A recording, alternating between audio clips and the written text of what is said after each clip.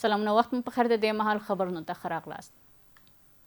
د امریکا ولسمشر وایي چې له ایران سره به خبرې اترې د دوشنبې په ورځ بیا پیل شي، خو تهران اعلان کړی چې د دوشنبې په ورځ له واشنګټن سره د خبرو اترو هیڅ پلان نه لري. ټرمپ ویل چې ایرانیان د هغه له سخت بریده ویره لري او د دې لغوه کېدو غوښتنه وکړه، خو اسلامي جمهوریت یو ځل بیا په هورموز تنګي کې په بیړیو باندې برید وکړ. د امریکا او ایران ترمنځ د ترنګاټیاو په دوام د امریکا ولسمشر ډونالډ ټرمپ ویلي امریکا له ایران سره په خبرو بوخت دی او ټاکل شوې دا خبرې نن له غرمې وروسته پیل شي. ټرمپ ویلي هیله لري چې دا خبرې بریالۍ شي ځکه د هغه په وینا دا به د ګڼو کسانو ژوند وژغوري او د ویجاړۍ مخه به ونیسي. نوموړي همداراز ادعا کړې چې امریکا پر ایران له دویمې نړیوالې جګړې وروسته تر ټولو ستر برید پلان درلود، خو ویلي چې ایران او سعودي عربستان نه غوښتل دا برید ترسره شي ځکه د دوی په باور د بې هوکړې د نږدې کېدو امکان موجود و.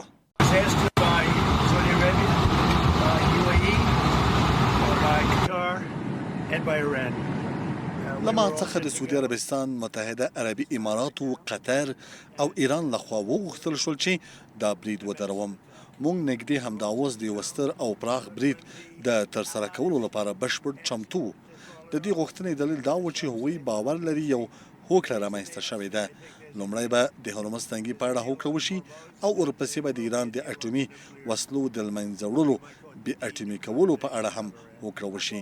نو ځکه موږ برید درولی دی، اوس به انتظار وباسو او وګورو چې څه کېږي.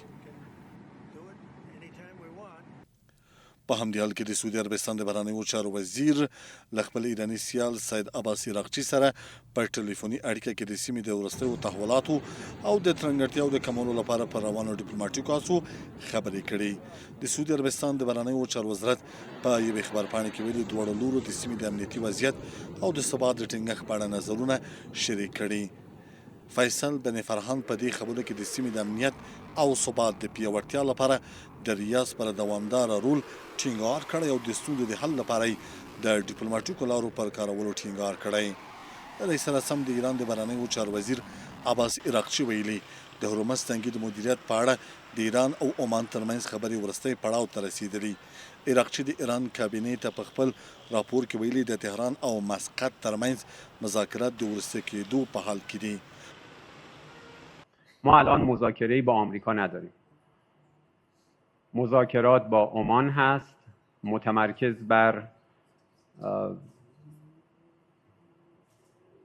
تفاهم بر سر مسیری که تردد ایمن کشتیرانی از تنگه هرمز رو تأمین بکنه.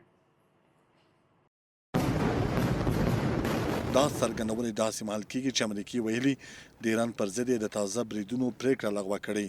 بلخوا د ایران د بهرنیو چارو وزارت ویان اسماعیل بقایي ټینګار کړی چې د ایران او عمان ترمنځ احتمالي هوکړه د هورموز تنګي د پرانیستل کېدو یا تړل کېدو معنا نه لري.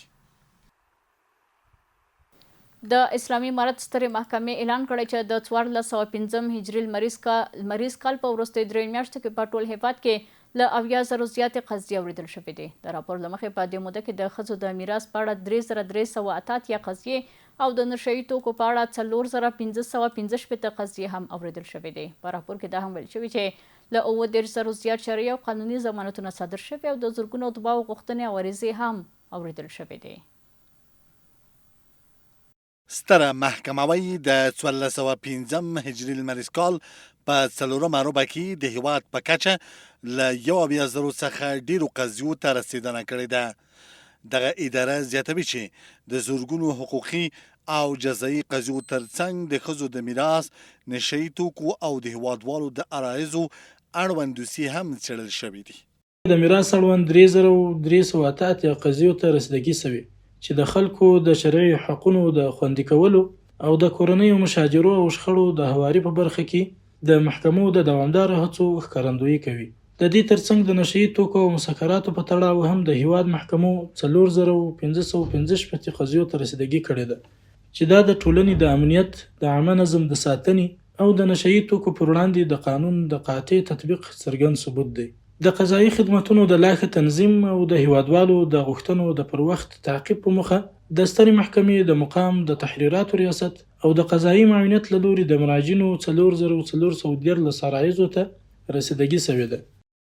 د سترې محکمې د بیان مرستیال منصور احمد حمزوی له 1,000 څخه زیاتې قضیې په ابتدایه محاکمو کې، له 2,000 څخه زیاتې په مرافعه محاکمو کې او له 2,500 څخه زیاتې ډیری قضیې په ستره محکمه کې څیړل شوې دي.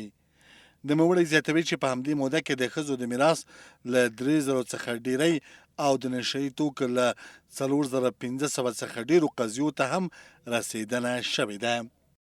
د افغانستان اسلامي امارت د سترې محکمې له لوري د 1440 هجري قمري کال د 4 روبي په ترڅ کې د 14 ولایتونو په محاکمو کې د قضیو د عادلانه، چټکې او شفافې رسیدګۍ په برخه کې د پام وړ قضایي او اداري فعالیتونه او خدمتونه ترسره شوي دي. په همدې موده کې د ملک په محاکمو کې ټول ټال 1,625 قضیو ته رسیدګي شوې ده، چې له دې جملې څخه 18,898 قضیې په ابتدایي محکمو، 2,188 قضیې په مرافعه محکمو او 2,519 قضیې په تمیز محکمو کې تر شرعي او قانوني مراحلو وروسته رسیدګي ورته شوې ده. د سترې محکمې مسؤلینو ټینګار کوي چې د قضایي نظام د پیاوړتیا، قضیو ته د چټکې رسیدنې او هیوادوالو ته د اغیزمنو خدمتونو د وړاندې کولو لپاره به خپلو هڅو ته دوام ورکړي.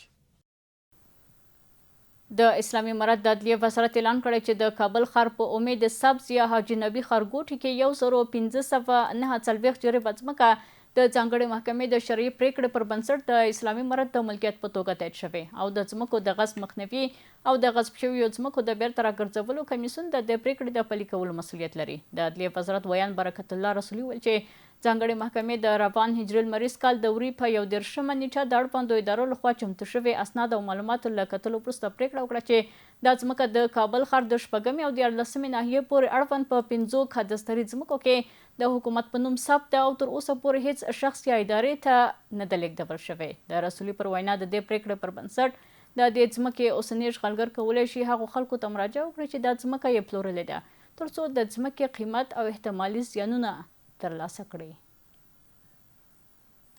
زموږ د دې مهال خبرونه پر همدې ځای پای ته رسیږي. ښه وخت ولرئ.